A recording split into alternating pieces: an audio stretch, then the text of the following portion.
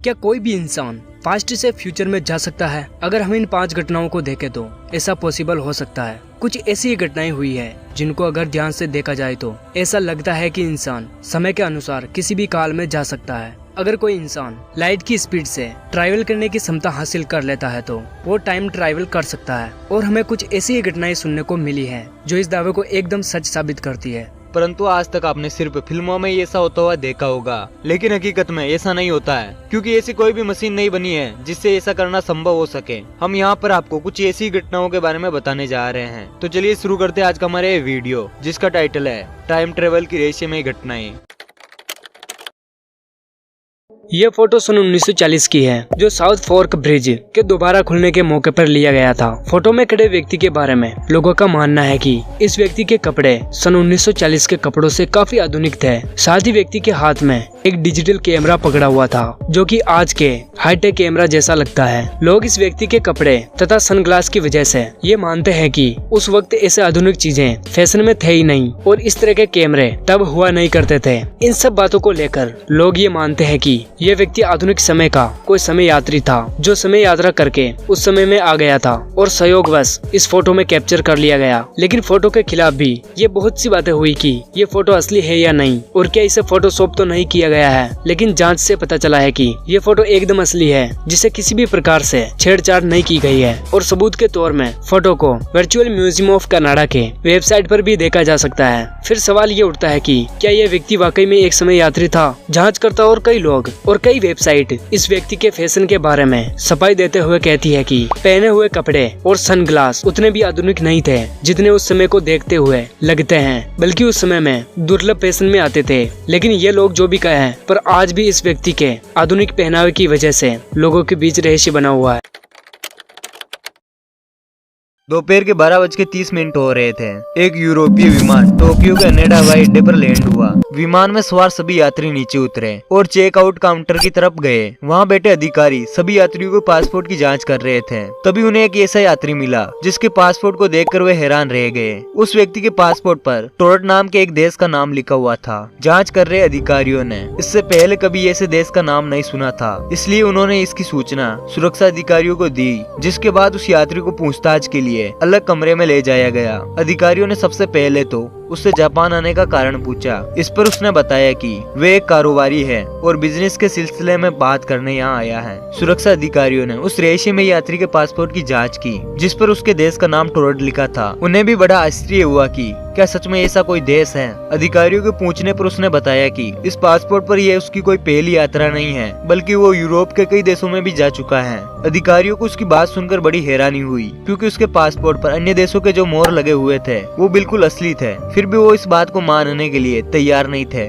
कि जिस देश से वे यात्री आया है असल में वो धरती पर कहीं है। सुरक्षा अधिकारियों ने ये जानने के लिए उस यात्री को दुनिया का मैप दिखाया और पूछा कि उसका देश कहाँ पर है। इस पर उस यात्री ने अडोरा नाम के देश पर उंगली रखते हुए कहा कि यहाँ उसका देश है, लेकिन उसे समझ में नहीं आ रहा था कि यहाँ टोरट की जगह अडोरा क्यों लिखा हुआ है। ये सुनकर अधिकारी और भी ज्यादा हैरान हो गए कि आखिर ये शख्स खुद को एक काल्पनिक देश का क्यों बता रहा है। लेकिन उसके पासपोर्ट, वीजा और अन्य दस्तावेजों को देखकर लग रहा था कि वे सच बोल रहा है। अब वो रहस्यमय यात्री सच बोल रहा है या झूठ, ये जानने का एक ही उपाय था, और वो ये है कि कारोबार के सिलसिले में वो किससे मिलने आया था। अधिकारियों के पूछने पर उसने एक कंपनी का नाम बताया, साथ ही उस होटल के बारे में बताया जहाँ उसे ठहरना था। इसके बाद अधिकारियों ने उस कंपनी और होटल से संपर्क किया, लेकिन उन्होंने ऐसे किसी भी व्यक्ति को पहचानने से इनकार कर दिया। अब जांच अधिकारियों को लगा कि शायद ये कोई शातिर अपराधी है जो अपनी पहचान छुपा रहा है और यहाँ किसी घटना को अंजाम देने के लिए आया है। इसके बाद उन्होंने उसका सारा सामान जब्त कर लिया और पुलिस की कड़ी निगरानी में उसे एक होटल के कमरे में बंद कर दिया गया। अगले दिन जब कमरे का दरवाजा खोला गया तो पुलिस ये देखकर चौंक गई कि कमरे में तो कोई है ही नहीं, जबकि बाहर पुलिस का पहरा था और कमरे की सभी खिड़कियों को पहले से ही सील कर दिया गया था। पुलिस को ये जानकर और भी ज्यादा आश्चर्य हुआ कि एयरपोर्ट पर उसका जो पासपोर्ट, वीजा और अन्य कागजात जब्त किए गए थे वो भी गायब थे। अब किसी को ये समझ में नहीं आ रहा था कि आखिर ये हुआ कैसे। सोशल मीडिया पर इस घटना को लेकर कई कहानियां प्रचलित हैं। कोई कहता है कि वो रहस्यमय शख्स दूसरी दुनिया से आया था, तो कोई कहता है कि टाइम मशीन के जरिए वो गलती से यहाँ आ गया होगा और जब उसने देखा कि उसका सारा राज खुलने वाला है तो वो कहीं गायब हो गया। अब ये सच है या झूठ, ये तो कोई नहीं जानता है। साल 2006 में स्वीडन में एक शख्स अपने ऑफिस से कामकाज करके अपने घर वापस आता है और रोज की तरह अपने किचन में पानी पीने के लिए जाता है। जैसे ही उसकी नजर फ्लोर की तरफ पड़ती है तो वहाँ पर चारों तरफ पानी बिखरा हुआ था। उसे लगता है कि जरूर पाइपलाइन में कोई खराबी आ गई है। उसके बाद वह उस पाइपलाइन को ठीक करने के लिए जाता है और उसके बाद उसे एक छोटी सी जगह रोशनी गिरती हुई दिखाई देती है और तब वह शख्स वहाँ पर देखने के लिए जाता है कि ये रोशनी कहाँ से आ रही है और वह उस लाइट की तरफ आगे बढ़ने लगता है। आगे बढ़ते ही उसे महसूस होता है कि वह किसी और जगह पर आ गया है और वह जगह उसे जानी पहचानी लगती है। जैसे ही वो पीछे मुड़कर देखता है तो वहाँ पर एक शख्स खड़ा होता है और वो बिल्कुल उसके जैसा ही दिख रहा था और तब उसे पता चलता है कि वह भी वही है। उसने 2006 से सीधा 2042 में टाइम ट्रैवल किया था और फिर उसी रास्ते वापस आ रहा था। अब इस स्टोरी पर कौन विश्वास करेगा? सब तो बोलेंगे कि झूठ बोल रहा है, लेकिन अगर आपको इस बात का सबूत मिल जाए तो फिर आप यकीन जरूर करेंगे। जिस वक्त ये घटना हुई उसके पास एक फोन भी था और उसने उस वक्त फोटो भी खींच लिया था। उस फोटो में एक शख्स है, ये वाला आज का और ये फ्यूचर का। उसका कहना था कि हम दोनों ने कुछ समय साथ में बिताया और बहुत सारी बातें भी की और उन्होंने अपने हाथ पर बने टैटू की फोटो भी खींची ताकि वे दोनों को कंफर्म कर ले, जो कि एकदम सेम दिखाई दे रहे थे।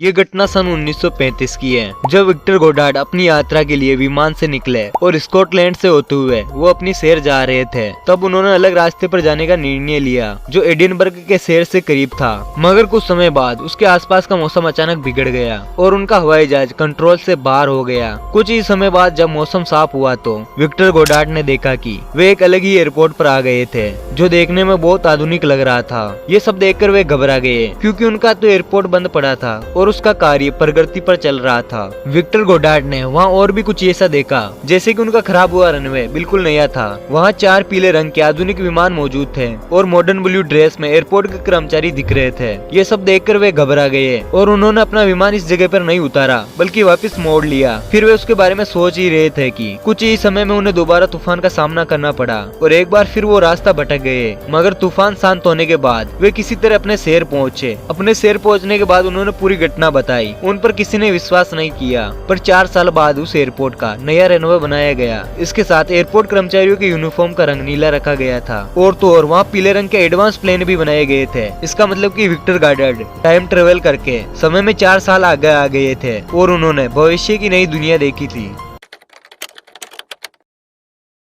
यह घटना है 1951 की, जब एक रात को न्यूयॉर्क टाइम स्क्वायर के सामने एक आदमी अचानक से प्रकट हो जाता है। उसे देख के आजू बाजू के तमाम लोग आश्चर्यचकित हो जाते हैं। उसके कपड़े वहाँ के सभी लोगों से अलग थे क्योंकि उस व्यक्ति ने 80s वाले कपड़े पहने थे और वो इंसान भी आसपास का माहौल देखकर हैरान हो गया था और घबराने लगा था, जैसे उसे लग रहा हो कि वो किसी अलग ही दुनिया में आ गया हो। इसी बीच वो कुछ समझ पाए तभी उसकी ओर तेजी से एक टैक्सी आती है और उसकी उस दुर्घटना में मौत हो जाती है। फिर उसकी लाश को पोस्टमार्टम में मुर्दाघर ले जाया गया और जब उसकी सभी चीजों की तलाशी ली गई तो उसके पास बहुत सी चौंका देने वाली चीजें मिली। उस चीजों में तांबे का एक टोकन था और एक बिल था जिस पर घोड़े के तबेले का पता और नाम लिखा था और एक बिजनेसमैन कार्ड था जिस पर रुडोल्फ फेंज नाम लिखा था और उसके पास से $70 के पुराने नोट भी थे जो एकदम नए लग रहे थे और एक खत था जिस पर 1876 का स्टैंप लगा था। ये सभी चीजें पुरानी होकर भी बिल्कुल नई जैसी लग रही थी। उस व्यक्ति की उम्र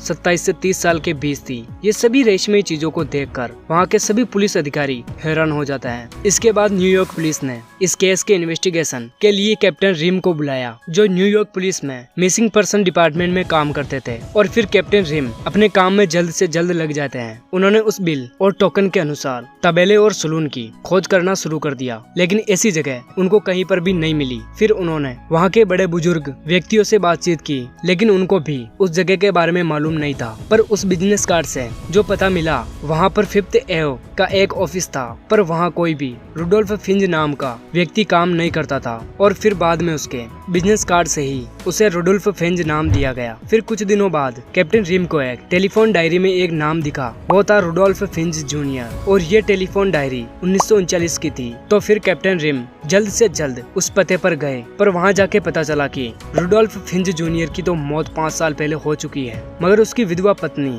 फ्लोरिडा में रहती थी। उनकी पत्नी का पता मिलने के बाद कैप्टन रिम उनसे मिलने गए। रुडोल्फ फिंज जूनियर की पत्नी ने जो बात बताई वह बहुत ही चौंका देने वाली थी। विधवा पत्नी पत्नी ने उन्हें बताया कि रुडोल्फ फिंच सीनियर ये व्यक्ति रुडोल्फ फिंच जूनियर के पिता है और वे 29 साल की उम्र में 1976 में अचानक गायब हो गए थे। उस विधवा पत्नी ने बताया कि एक दिन शाम को वे सड़क पर घूमने गए थे। उसके बाद न ही वो घर आए और न ही तब से उनको किसी ने देखा। उनकी पुलिस कंप्लेंट भी की थी और ये पूरी बात सुनकर कैप्टन रिम बहुत ही हैरान हो गए और फिर उन्होंने 1976 के लापता लोगों की पुलिस फाइल देखी तो उन्हें विश्वास हो गया कि विधवा पत्नी ने जो बात बताई वो सब सच थी। उस फाइल में जिस व्यक्ति का हुलिया था ठीक उसी तरह उस व्यक्ति से मेल खा रहा था जिसकी उस सड़क हादसे में मौत हो गई थी। इससे ये बात पता चलती है कि रुडोल्फ फेंज ये व्यक्ति अचानक टाइम ट्रैवल करके अपने समय से 75 साल आगे भविष्य में आ गया था।